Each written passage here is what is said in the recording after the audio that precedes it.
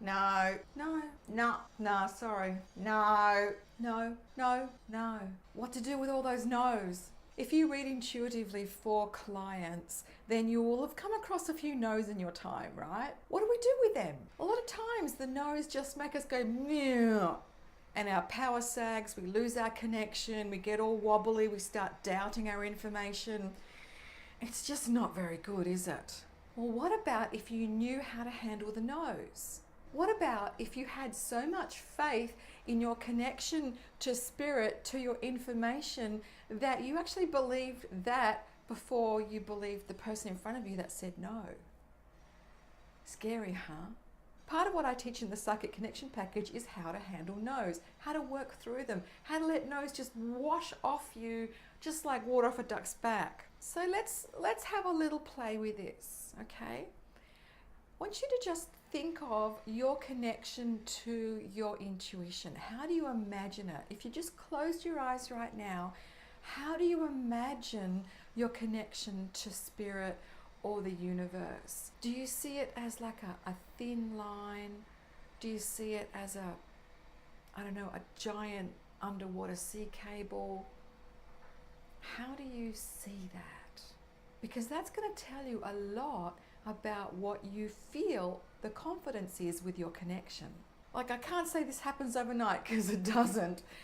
But eventually, when we build that really strong connection to our knowing, to our higher knowing, to spirit, to however you see that bigger connection, we end up trusting that a lot more than we do someone in front of us. And here's how to work with it. If you get a no, or you get one of those screwed up faces that kind of say, oh, it's not quite right, what it means is that we've probably not got it wrong, but we've just misinterpreted the information. For example, I had a training client the other day with this, and she was giving me a test reading, and she said, are you a hairdresser?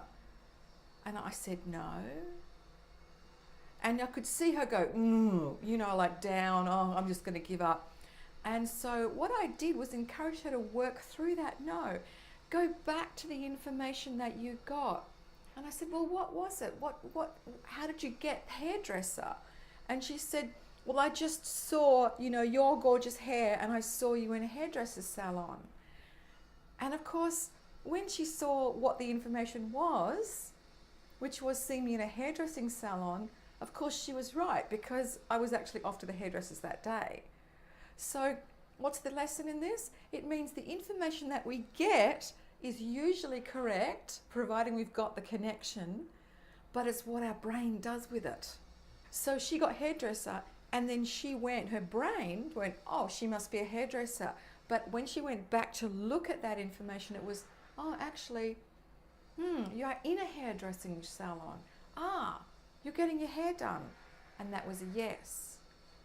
Yeah?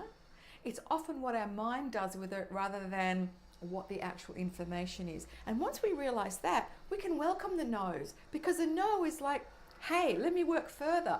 I want to work with this. You're making me work harder. I have to go back and feel into what it is and actually get the right info.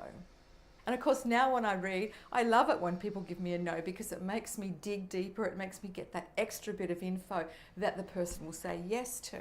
So that's pretty much how to handle no's. Remember, how was that connection that you felt originally? Remember when we closed our eyes and imagined our connection? What was it for you? I'd love to hear in the comments below, because that's going to tell you a lot about the state of your connection as it is right now, and of course, how you might want to improve that. Of course, I'm always here to chat. If you'd like to improve your connection, that's what I do in the Psychic Connection package, and I also offer private mentoring sessions in a little bundle. Makes it really economical. So if you want to chat more, I'm here. Thanks for watching. Ciao. That's how now, and she's